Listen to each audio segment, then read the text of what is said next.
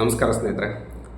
ಆ, ಇಲ್ಲಿ ನಾನು ಬಂದಿರತಕ್ಕಂಥ ವಿಷಯ ಏನಂತಂದರೆ, ಇವತ್ತು ಅಂದರೆ ಜನವರಿ 7ನೇ ತಾರೀಕು ಸಿದ್ದರಾಮಯ್ಯನವರು ರಾಜ್ಯದ ಅತಿ ದೀರ್ಘಾವಧಿಗೆ ಅವಧಿ ಸಲ್ಲಿಸಿದ ಸಿ ಎಂ ಅಂತ ಹೇಳಿ ದಾಖಲೆ ಬರೆದಿದ್ದಾರೆ. ಇದಕ್ಕಿಂತ ಮೊದಲು ಈ ದಾಖಲೆ ಏನು ಹಿಂದುಳಿದವರ ಪಾಲಿನ ಅರಸರಾದಂಥ ದೇವರಾಜ ಅರಸರು ಹೆಸರಿನಲ್ಲಿತ್ತು.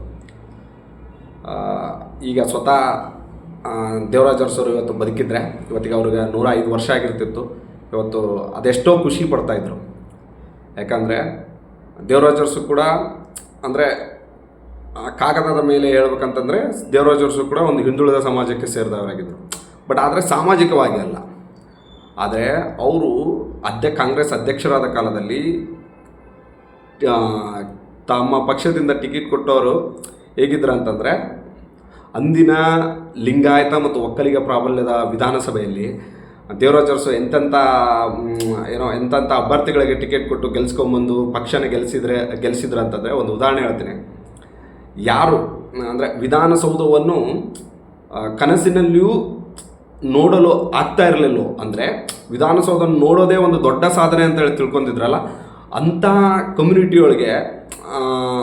ಕಮ್ಯುನಿಟಿಯಿಂದ ಬಂದವ್ರಿಗೆ ಟಿಕೆಟ್ ಕೊಟ್ಟು, ಅಂದರೆ ಅಂಥ ಹಿಂದುಳಿದ ವರ್ಗದವರಿಗೆ ಟಿಕೆಟ್ ಕೊಟ್ಟು ಅವ್ರನ್ನು ವಿಧಾನಸಭೆಯ ಒಳಗೆ ಕರ್ಕೊಂಬಂದು ಅವರನ್ನು ಮಂತ್ರಿಗಳನ್ನು ಮಾಡಿದರು. ಈಗ ಉದಾಹರಣೆಗಳಿಗೆ ಅವತ್ತು 1972ರಲ್ಲಿ ಟಿಕೆಟ್ ಗಿಟ್ಸ್ಕೊಂಡವರ ಪೈಕಿ ಅತ್ಯಂತ ಅಂದರೆ ದೇವರಾಜ ಅರಸವರೇ ಹುಡುಕಿ ಟಿಕೆಟ್ ಕೊಟ್ಟವ್ರು ಯಾರು ಅಂತಂದರೆ ಮಲ್ಲಿಕಾರ್ಜುನ್ ಖರ್ಗೆ, ಧರ್ಮ್ ಸಿಂಗು, ಈ ಎಚ್ ವಿಶ್ವನಾಥ್, ಹಳ್ಳಿಯಕ್ಕೆ ಎಚ್ ವಿಶ್ವನಾಥ್, ಮಾಜಿ ಸ್ಪೀಕರ್ ರಮೇಶ್ ಕುಮಾರು, ಆಮೇಲೆ ವೀರಪ್ಪ ಮೊಯ್ಲಿ, ಇವರೆಲ್ಲರು. ಇದ್ರ ಪ್ರಕಾರ ಧರ್ಮ್ ಸಿಂಗು ಮತ್ತು ವೀರಪ್ಪ ಮೊಯ್ಲಿ ಅವರು ಸಿ ಎಮ್ ಆಗಿ ಹೋದರು. ಅಂದರೆ ಹಿಂದುಳಿದ, ಎಸ್ಪೆಷಲಿ ಇವರೆಲ್ಲರೂ ಕೂಡ ಹಿಂದುಳಿದ ವರ್ಗದಿಂದ ಬಂದಿರತಕ್ಕಂಥವ್ರು. ಅಂದರೆ ಒಂದು ಉದಾಹರಣೆ ಹೇಳ್ತೀನಿ. 1972ರಲ್ಲಿ ವೀರೇಂದ್ರ ಪಾಟೀಲ್ ಅವರು ಅತ್ಯಂತ ಪ್ರಬಲ ಸಮುದಾಯಕ್ಕೆ ಸೇರಿದವರು ಆಗಿದ್ದರು ಮತ್ತು ಅತ್ಯಂತ ಬಲಿಷ್ಠ ನಾಯಕರು ಆಗಿದ್ದರು. ಅಂಥ ಅವರ ಚಿಂಚೋಳಿ ಕ್ಷೇತ್ರದಲ್ಲಿ ಒಬ್ಬ ಕೂಲಿ, ಅಂದರೆ ಕಬ್ಬೇರ್ ಅಂತ ಹೇಳಿ ಅಲ್ಲಿ ಕರೀತಾರೆ, ಒಬ್ಬ ಅಂಬಿಗನಿಗೆ ಟಿಕೆಟ್ ಕೊಟ್ಟು ಇವತ್ತು ಅವರನ್ನು ವಿಧಾನಸೌಧಕ್ಕೆ ಕರ್ಕೊಂಡು, ಇದು ಒಂದು ಉದಾಹರಣೆ. ಎಲ್ಲೋ ಪಕ್ಷದಲ್ಲಿ ಸೈಕಲ್ ಹೊಡಿತಕ್ಕಂಥ ವ್ಯಕ್ತಿಯನ್ನು ಕರ್ಕೊಂಬಂದು ಅವತ್ತು ಟಿಕೆಟ್ ಕೊಟ್ಟು ಗೆಲ್ಲಿಸಿದರು. ಆ ವ್ಯಕ್ತಿ 2 ವರ್ಷದ ಮಟ್ಟಿಗೆ ಕರ್ನಾಟಕವನ್ನು ಸಿ ಎಮ್ ಆಗಿ ಆಳ್ತಾರೆ. ಅದು ಯಾರಂದರೆ ವೀರಪ್ಪ ಮೊಯ್ಲಿ. ಇಂತಹ ಕೆಲಸವನ್ನು, ಅಂದರೆ ಎಲ್ಲ ವರ್ಗದವರಿಗೂ ಸಾಮಾಜಿಕ ನ್ಯಾಯದ ಜೊತೆಗೆ ವಿಧಾನಸೌಧದಲ್ಲಿ ಪ್ರಾತಿನಿಧ್ಯವನ್ನು ಕಲಿಸಿದ್ರು ಪ್ರಪ್ರಥಮವಾಗಿ ದೇವರಾಜ ಅರಸರು. ಯಾಕಂದರೆ ಆಗಿನ ಕಾಲದಲ್ಲಿ ಕೆಲವು ಜನಾಂಗಗಳಿಗೆ ಸೀಮಿತವಾಗಿದ್ದ ವಿಧಾನಸಭೆಯನ್ನು ಎಲ್ಲ ಜನಾಂಗಗಳಿಗೂ, ಅಂದರೆ ನೀವು ಕೂಡ MLA ಆಗ್ಬೋದು, ಹಿಂದುಳಿದ ಸಮುದಾಯದವರು ಕೂಡ ರಾಜಕೀಯ ಪ್ರಾತಿನಿಧ್ಯಕ್ಕೆ ಪಡಿಬೋದು ಅಂತ ಹೇಳಿ ತೋರಿಸ್ಕೊಟ್ಟವರು ದೇವರಾಜ ಅರಸರು. ಬರೀ ತೋರಿಸ್ಕೊಟ್ಟೋದಲ್ಲ, ಅಂಥವರನ್ನು ಕೂಡಿ ಅದರಲ್ಲಿ ಓದಿದವರನ್ನು ಕೂಡ, ವಿದ್ಯಾವಂತರನ್ನು ಕೂಡ ಆಯ್ಕೆ ಮಾಡಿ ಮಂತ್ರಿಗಳನ್ನಾಗಿ ಮಾಡಿದರು. ಮತ್ತು ಅವರು ಏನು ಮಾಡಿದಂದರೆ, ಬಡವರ ಪಾಲಿನ ಈಗೆಲ್ಲ ಹಾಕ್ಕೊಂತಾರಲ್ಲ, ಅಂದರೆ ಹೆಂಗಂದರೆ ಈಗ ಬ್ಯಾನರ್ಗಳಲ್ಲಿ ಹಾಕ್ತಾರೆ ಪ್ರತಿಯೊಬ್ಬ ಬಡವರ ಆಶಾಕಿರಣ, ದೀನದಲಿತರ ಉದ್ಧಾರಕ. ಇಲ್ಲ, ನಿಜವಾಗ್ಲೂ ಬಡವರ ಪಾಲಿನ ಆಶಾಕಿರಣ ಯಾರಂತಂದರೆ, ಹಿಂದುಳಿದವರ ಆಶಾಕಿರಣ ಯಾರಂತಂದರೆ, ಜನರ ಮನಸ್ಸಿನಲ್ಲಿ, ಎಸ್ಪೆಷಲಿ ಹಿಂದುಳಿದ ದಲಿತರ ಮನಸ್ಸಿನಲ್ಲಿ ರಾಜರಾಗಿ ಯಾರೋ ಒಬ್ರು ಇದ್ರಂದರೆ ಅದು ದೇವರಾಜ ಅರಸರು. ಯಾಕಂತ ಹೇಳಿದರೆ, ಫಸ್ಟಿಗೆ ಮಲವೂರು ಪದ್ಧತಿ ಇತ್ತು, ಅದನ್ನು ನಿಷೇಧ ಮಾಡಿದರು. ಅಂದರೆ ಇದು ಸಾಮಾಜಿಕವಾಗಿ ಕೆಟ್ಟ ಆಚಾರ, ಅದನ್ನು ಇದು ಮಾಡಿದರು.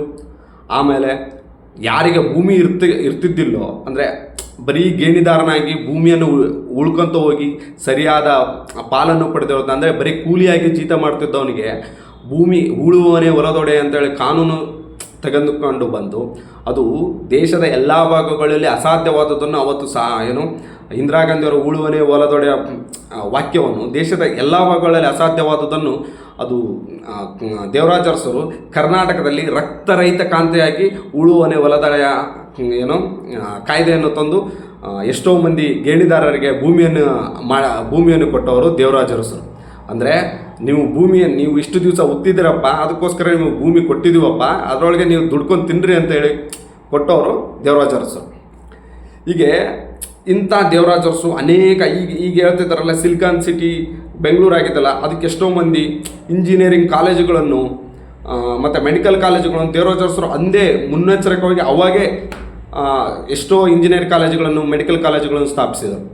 ಇವತ್ತು ಹಿಂದುಳಿದವರು ಮತ್ತು ದಲಿತರಿಗೆ ಅದೆಷ್ಟೋ ಏನಂತಂದರೆ ಆವತ್ತಿನ ಕಾಲದಲ್ಲಿ ಅಸ್ಪೃಶ್ಯತೆ ಆಚರಣೆ ಉಚ್ಛಾಯ ಸ್ಥಿತಿಯಲ್ಲಿ ಇದ್ದಾಗ ಅವತ್ತು ದೇವರಾಜ್ ಅರಸರು ಹಿಂದುಳಿದ ವರ್ಗದವರಿಗೆ, ದಲಿತ ವರ್ಗದವರಿಗೆ ಹಾಸ್ಟೆಲ್ಗಳನ್ನು ನಿರ್ಮಿಸಿದರು. ಅಂದರೆ ನೀವು ಬರೀ ರಾಜಕೀಯವಾಗಿ ನಾನು ಕರ್ಕೊಂಬಂದಿದ್ದಲ್ಲ, ಈ ಹಿಂದುಳಿದ ಮತ್ತು ದಲಿತ ಸಮುದಾಯಗಳಿಗೆ ಶೈಕ್ಷಣಿಕವಾಗಿಯೂ ನೀವು ಮುಂದುವರಿರಿ, ರಾಜಕೀಯವಾಗಿಯೂ ಪ್ರಾತಿನಿಧ್ಯಕ್ಕೆ ಸಿಗಿರಿ, ರಾಜಕೀಯ ಪ್ರಾತಿನಿಧ್ಯ ನೀವು ಶಿಕ್ಷಣದಲ್ಲೂ ಮುಂದುವರಿ ಅಂತೇಳಿ ಹಾಸ್ಟೆಲ್ಗಳನ್ನು ಕಲ್ಪಿಸಿದರು. ಆಮೇಲೆ ಹಿಂದುಳಿದ ವರ್ಗದವರ ಸ್ಥಿತಿಯನ್ನು ಹರಿಸಲು ಅವನೂರು ಆಯೋಗವನ್ನು ಕರ್ಕೊಂಬಂದರು. ಅವನೂರು ಆಯೋಗವನ್ನು ಮಾಡಿ ಅದನ್ನು ಅವನೂರು ಆಯೋಗವನ್ನು ಜಾರಿಗೆ ತಂದರು. ಹೀಗೆ ಇದು ಉದಾಹರಣೆ ಹೆಂಗೆ ಅಂತಂದರೆ ಅಂದರೆ ಅವತ್ತಿನ ಬಲಾಢ್ಯ ಸಮುದಾಯಗಳ ಜೊತೆ ಇದ್ದಾಗೂ ರಾಜಕೀಯ ಪ್ರಾತಿನಿಧಿಕ ಬಲಾಢ್ಯ ಸಮುದಾಯಗಳ ಕೈಲಿ ಹಂಚಿದ್ದಾಗೂ ಅವನೂರು ಕಾಯ್ದೆಯನ್ನು ಜಾರಿಗೆ ತಂದರು. ಆಮೇಲೆ ಉಳುವನೆ ಭೂದೊಡೆಯ ಹೊಲದೊಡೆಯ ಅಂತ ಒಂದು ಕಾಯ್ದೆಯನ್ನು ಜಾರಿಗೆ ತಂದರು. ಉದಾಹರಣೆಗೆ ಇಲ್ಲಿ ಸಿದ್ದರಾಮಯ್ಯನವ್ರದ್ದೇ ಒಂದು ಹೇಳ್ತೀನಿ. ಅವರು ಸಾಮಾಜಿಕ ಶೈಕ್ಷಣಿಕ ಗಣತಿ ಅಂತ ಹೇಳಿ ಜಾರಿಗೆ ತರ್ತಾರೆ. ಈಗ 2016ರಲ್ಲಿ 17ರಲ್ಲಿ ಅದನ್ನು ಇನ್ನೂವರೆಗೂ ಜಾರಿಗೆ ಮಾಡೋಕ್ಕಾಗಲಿಲ್ಲ. ಸೆಕೆಂಡ್ ಟೈಮ್ CM ಆದರೂ ಜಾರಿಗೆ ಮಾಡೋಕ್ಕೆ ಬರಲ್ಲ. ಆಮೇಲೆ ಪ್ರಬಲ ವರ್ಗಗಳ ವಿರೋಧದಿಂದ ಅವರು ಇದು ಔಟ್ಡೇಟೆಡ್ಡು 10 ವರ್ಷ ಆಯಿತು ಸ್ವೀಕರಿಸಿಲ್ಲ, ಇದು ದೋಷತೆಯಿಂದ ಕೂಡಿದೆ ಅಂತೇಳಿ ಅದನ್ನ ಕ್ಯಾನ್ಸಲ್ ಮಾಡ್ತಾರೆ. ಬಟ್ ಅಂಥ ಸಮಯದಲ್ಲಿ ಪ್ರಬಲ ಜಾತಿಗಳೇ ಉಚ್ಚಾಯ ಸ್ಥಿತಿಯಲ್ಲಿ ಆಮೇಲೆ ವಿಧಾನಸಭೆಯಲ್ಲಿ ಆವರಿಸಿದ್ದಾಗ ಅಂಥ ಸಮುದಾಯಗಳ ವಿರೋಧದ ನಡುವೆ ಅಲ್ಲಿ ರಕ್ತರಹಿತ ಕ್ರಾಂತಿಯಾಗಿ ಮತ್ತು ಅದರ ಜೊತೆ ಹಿಂದುಳಿದವರನ್ನು ಗುರುತಿಸಿ ವಿಧಾನಸೌಧಕ್ಕೆ ಅವರನ್ನು ತೆಗೆದುಕೊಂಡು MLA MP ಗಳನ್ನಾಗಿ ಮಾಡಿ ಅಲ್ಲಿ ಉಳುವನೆ ಭೂದೊಡೆಯನ್ನು ತಂದರು. ಅಂದರೆ ಅವನೂರು ಆಯೋಗ ವರದಿನೂ ಜಾರಿಗೆ ತಂದರೆ ಅವರು ಎಷ್ಟು ಅಂದರೆ ದೀನದಲಿತರ ಹಿಂದುಳಿದ ವರ್ಗದವರಿಗೆ ಪ್ರಾತಿನಿಧ್ಯಕ್ಕೆ ಅವರ ಮುಂದುವರಿಕೆಗೆ ಎಷ್ಟು ಕೆಲಸ ಎಷ್ಟು ಶ್ರಮ ಪಟ್ಟಿದ್ರು ಅಂತೇಳಿ ಈ ಮಾತು ಹೇಳ್ತೀನಿ. ಅಂದರೆ ಅದು ಭಾಳ ಕಷ್ಟ. ಏಕೆಂದರೆ ಅರಸುನವರು ಅರಸುನ ಜಾತಿಯಿಂದ ಒಬ್ಬ MLAನೂ ಬಂದಿದ್ದಿಲ್ಲ. ಅಂದರೆ ಅವರು ಒಬ್ಬರೇ MLA ಆಗಿದ್ದು. ಅಂಥ ಸ್ಥಿತಿಯಲ್ಲಿ ಇಂಥವನ್ನೆಲ್ಲ ಇದು ಮಾಡಿದರು. ಈಗ ಸಿದ್ದರಾಮಯ್ಯನವ್ರಿಗೆ ಅರಸೋರಿಗೆ ಏನು ಸಾಮ್ಯತೆ ಐತೆ ಅಂತಂದರೆ ನನ್ನ ಪ್ರಕಾರ ಹಿಂದುಳಿದ ವರ್ಗದವರಿಗೆ ಹೆಸರಿನಲ್ಲಿ ಫಸ್ಟಿಗೆ ಅಂದರೆ ಹೆಚ್ಚಿನ ರೀತಿಯಲ್ಲಿ ಶೈಕ್ಷಣಿಕವಾಗಿ ಇದು ಏನಂತಾರೆ ಹಾಸ್ಟೆಲ್ಗಳನ್ನು ಮತ್ತು ಇಂಜಿನಿಯರಿಂಗ್ ಕಾಲೇಜುಗಳು ಮತ್ತು ಮೆಡಿಕಲ್ ಕಾಲೇಜುಗಳನ್ನು ಸ್ಥಾಪನೆ ಮಾಡಿದ್ದು ನಮ್ಮ ದೇವರಾಜ್ ಅರಸರು. ಆದರೆ ಈ ಸಿದ್ದರಾಮಯ್ಯರು ಯಾವ ಹಾದಿಯಲ್ಲಿ ಹೋಗ್ತಾ ಇದ್ದಾರೆ ಅಂತಂದರೆ ದೇವರಾಜ್ ಅರಸು ಇವತ್ತಿನ ಜನಕ್ಕೆ ಅಂದರೆ ನಮ್ಮ ಜನ್ರೇಷನ್ನೇ ನೆನ್ಪಿಟ್ಕೋಬೇಕಂತಂದರೆ ಸಿದ್ದರಾಮಯ್ಯನವ್ರು ಏನು ಮಾಡಿದ್ರು ಅಂತಂದರೆ ದೇವರಾಜ್ ಅರಸನ್ನ ಅತಿ ಹೆಚ್ಚು ಅಂದರೆ ದೇವರಾಜ್ ಅರಸುನೇ ಅಂದರೆ ಹಿಂದುಳಿದ ವರ್ಗದ ಕಲ್ಯಾಣಕ್ಕೆ ಅರಸು ಅವರ ಹೆಸರೇ ಇದೆ. ಅರಸು ಹಿಂದುಳಿದ ವರ್ಗದ ನಿಗಮ ಅಂತಲೇ ಇದೆ. ಬಟ್ ಅರಸುನ ಹೆಸರಿನಲ್ಲಿ ಇದು ಮೆಟ್ರಿಕ್ ನಂತರದ ಹಾಸ್ಟೆಲ್ಗಳು ಮತ್ತು ಪದವಿ ಪೂರ್ವದ ಹಾಸ್ಟೆಲ್ಗಳು, ಪದವಿ ಪೂರ್ವದ ನಂತರ ಅಂದರೆ ಪದವಿ ಹಾಸ್ಟೆಲ್ಗಳನ್ನು ಹೆಚ್ಚಾಗಿ ಮಾಡಿದರು.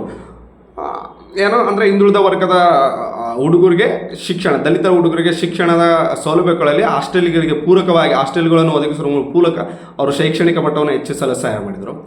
ಇನ್ನೊಂದು ಏನಂತಂದರೆ ತಮ್ಮ ಪ್ರಥಮ ಪೀರಿಯಡ್ನಲ್ಲಿ ಮುಖ್ಯಮಂತ್ರಿಯಾದ ಪ್ರಥಮ ಅವಧಿಯಲ್ಲಿ ಏನು ಮಾಡಿದ್ರು ಅಂದರೆ ಈ ಹಾಸ್ಟೆಲ್ ಸೌಲಭ್ಯ ಸಿಗದೇ ಇರೋದ ವಿದ್ಯಾರ್ಥಿಗಳು ತಮ್ಮ ಏನಂತಂದರೆ ಯಾರು ಪರದಾಡ್ತಿದ್ರು ಹಾಸ್ಟೆಲ್ ಸೌಲಭ್ಯಗಳನ್ನು ಸಿಗದೆ ಪರದಾಡುವಂಥ ವಿದ್ಯಾರ್ಥಿಗಳ ಕಷ್ಟವನ್ನು ಮನಗೊಂಡು ತಿಂಗಳಿಗೆ 1500 ವಿದ್ಯಾಸಿರಿಯನ್ನು ತೊಗೊಂಡ್ರು. 15 ಅಂದರೆ ವರ್ಷಕ್ಕೆ 15,000 ರೂಪಾಯಿ ವಿದ್ಯಾರ್ಥಿ ವೇತನವನ್ನು ಕೊಟ್ಟರು ವಿದ್ಯಾಸಿರಿ ಎಂಬಲ್ಲಿ. ಫಸ್ಟಿಗೆ ಅದಕ್ಕಿಂತ ಮುಂಚೆ 3,000-4,000 ರೂಪಾಯಿ ವಿದ್ಯಾರ್ಥಿ ವೇತನ ಸಿಗಬೇಕಂದ್ರೆ, ಅದು ಪ್ರತಿಭಾನ್ವಿತ ವಿದ್ಯಾರ್ಥಿಗಳಿಗೆ ಸಿಗಬೇಕಂದ್ರೆ ಭಾಳ ಕಷ್ಟ ಇತ್ತು. ಅಂಥದ್ರಲ್ಲಿ BA BCom BSc ಓದೋರಿಗೆ ಪ್ರತಿ ವರ್ಷ 15,000 ಅಂದರೆ ಹಾಸ್ಟೆಲ್ ಸೌಲಭ್ಯ ಸಿಗಲಾರ್ದ್ರಿಗೆ 15,000 ತೊಗೊಂಡು ಕೊಟ್ಟಿದ್ದು ಸಿದ್ದರಾಮಯ್ಯನವರು.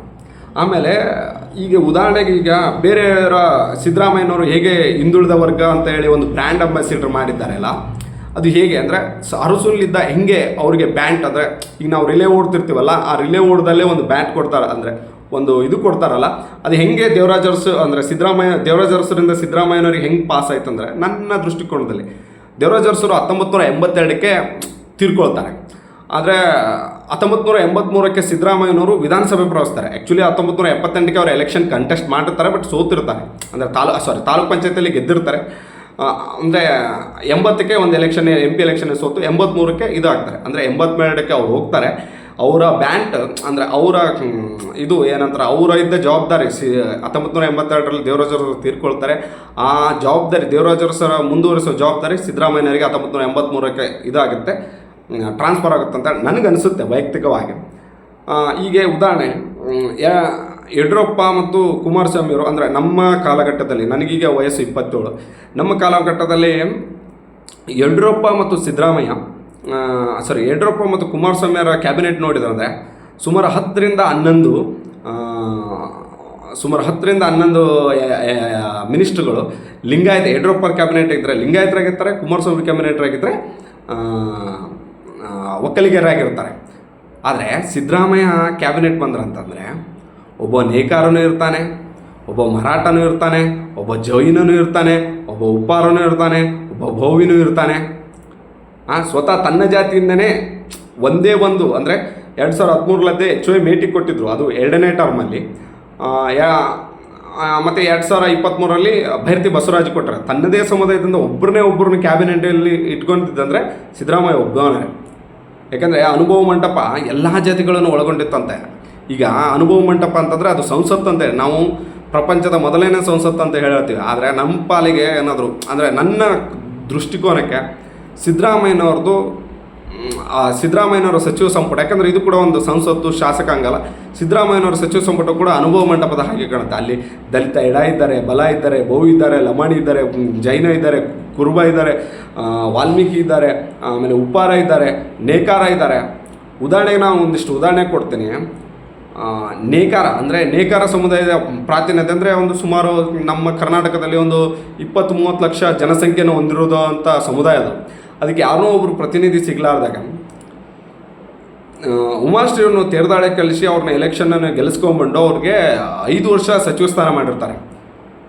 ಮತ್ತು ಸಮ್ಮಿಶ್ರ ಸರ್ಕಾರದಲ್ಲಿ ಈಡಿಗರಿಗೆ ಪ್ರಾತಿನಿಧ್ಯ ಕೊರತೆ ಇದ್ದಾಗ ಜಯಮಾಲ ಅವ್ರನ್ನು MLC ಇರ್ತಾರೆ, ಜಯಮಾಲ ಅವರನ್ನು ತಂದು ಮಿನಿಸ್ಟ್ರ್ ಮಾಡ್ತಾರೆ. ಅಂದರೆ ಹಿಂದುಳಿದ ವರ್ಗಗಳಿಗೆ ಇವರು ಎಷ್ಟು ಕಾಳಜಿ ವಹಿಸ್ತಾರೆ, ಅವ್ರ ಕ್ಯಾಬಿನೆಟ್ಟಿನಲ್ಲಿ ಇಟ್ಕೊಳಕ್ಕೆ ಎಷ್ಟು ಕಾಳಜಿ ವಹಿಸ್ತಾರೆ ಅಂದರೆ ಇದು ಒಂದು ದೃಶ್ಯ, ಅಂದರೆ ನಿದರ್ಶನ. ಆಮೇಲೆ ದೇವರಾಜ ಅರಸರು ಇವತ್ತು ನಾನು ಹೇಳಿದೆ ಯಾಕೆ ಖುಷಿ ಪಡ್ತಾ ಇದ್ರು ಅಂತಂದರೆ, ತಮ್ಮದೇ ದಾಖಲೆಯನ್ನು ಅದೇ ತಾವು ಬೆಂಬಲಿಸಿದ ಇಂಥ ವರ್ಗದ ಜನರಿಗೆ ರಾಜಕೀಯ ಪ್ರಾತಿನಿಧ್ಯಕ್ಕಾಗಿ ಹೋರಾಡಿದ ವ್ಯಕ್ತಿ ತನ್ನದೇ ದಾಖಲೆ ದೀರ್ಘಾವಧಿ ಮುಖ್ಯಮಂತ್ರಿಯಾಗಿ ಸಲ್ಲಿಸಿದ ಅದೇ ಅಂಥ ವರ್ಗದಿಂದ ಬಂದ ವ್ಯಕ್ತಿ ಮುರಿತಾ ಇದ್ದಾರೆ ಅಂದರೆ ಅದೆಷ್ಟು ಖುಷಿ ಆಗುತ್ತೆ. ಅಂದರೆ ದಾಖಲೆಗಳು ಇರೋದೇ ಬ್ರೇಕ್ ಮಾಡೋದಕ್ಕೆ, ಆದರೆ ಅಂಥ ದಾಖಲೆಗಳನ್ನು ತಮ್ಮದೇ ವಿಚಾರವನ್ನು ಹೊಂದಿದ ವ್ಯಕ್ತಿ ಬ್ರೇಕ್ ಮಾಡ್ತಾನಂದರೆ ಅದೆಷ್ಟು ಖುಷಿಯಾಗಿರ್ತಿತ್ತು ದೇವರಾಜ ಅರಸರಿಗೆ. ಆಮೇಲೆ ದೇವರಾಜ ಅರಸಿಗೆ ಮತ್ತು ಇವರಿಗೆ ಏನಂತಂದರೆ ಸಿದ್ದರಾಮಯ್ಯನವರು ಅವರು ಆಡಳಿತ ಮಾಡಿದ ಕಾಲಘಟ್ಟ ಬೇರೆ, ಇವರು ಆಡಳಿತ ಮಾಡಿದ ಕಾಲಘಟ್ಟ ಬೇರೆ. ಅವತ್ತು ದೇವರಾಜ ಅರಸರವರು ರಕ್ತರಹಿತ ಕ್ರಾಂತಿಯೋಗವನ್ನು ಅವರು ಸದ್ದು ಗದ್ದಲ ಇಲ್ಲದೆ ಎಲ್ಲರನ್ನು ಮನವೊಲಿಸಿಕೊಂಡು ಅವನು ರಾಯಗೌಡದೇ ಆಗಲಿ ಉಳುವವನೇ ಭೂವರದೇ ಆಗಲಿ ಮಾಡಿದರು. ಇವತ್ತು ಸಿದ್ದರಾಮಯ್ಯನವರು ಅನೇಕ ಭಾಗ್ಯಗಳನ್ನು ಕೊಟ್ಟಿದ್ದಾರೆ. ನನಗೆ 2013ರಿಂದ 2018 ಸಿದ್ದರಾಮಯ್ಯ ಅಂದರೆ ಈಗಿನೂ ಅಂದರೆ ಇವನ್ RSSನ ಸಿದ್ದರಾಮಯ್ಯನ ಕಡು ವಿರೋಧಿಗಳಾರ್ತಂಥ RSSನೂ ಕೂಡ 2013ರಿಂದ 2018 Siddaramaiah the best CM ever seen Karnataka ಅಂತ ಅವರು ಹೇಳ್ಕೊತಾರೆ. ಅಂದರೆ ಆಫ್ ದ ರೆಕಾರ್ಡಲ್ಲಿ ಕೇಳಿದರೆ ಒಪ್ಕೊತಾರೆ. ಬಟ್ 2023ರಿಂದ ಅವರು ಡಲ್ ಆಗಿದ್ದಾರೆ, ಯಾಕಂದರೆ ಅಧಿಕಾರ ಪವರ್ ಸೆಂಟರ್ ಭಾಳ ಆಗಿದೆ, ಅದು ಬೇರೆ ವಿಚಾರ. ಬಟ್ ನಾನು ಈ ಮೂಲಕ ಏನಂದರೆ ಅವಧಿ ಸಲ್ಲಿಸಿದ ಮಾತ್ರಕ್ಕೆ ಒಂದಿಷ್ಟು ವರ್ಗ ಅಂದರೆ ಅವರ ಅಭಿಮಾನಿ ವರ್ಗ ಖುಷಿ ಪಡೋದಲ್ಲ, ಕರ್ನಾಟಕದ ಅಭಿವೃದ್ಧಿಗಾಗಿ ಅವರು ಇನ್ನೂ ಎಷ್ಟು ದಕ್ಷತೆಯಿಂದ ಕೆಲಸ ಮಾಡ್ತಾರೋ ಅನ್ನೋದು ನೋಡಬೇಕಾಗಿರೋದು. ಅಂದರೆ ನಿರೀಕ್ಷಿಸಬೇಕು.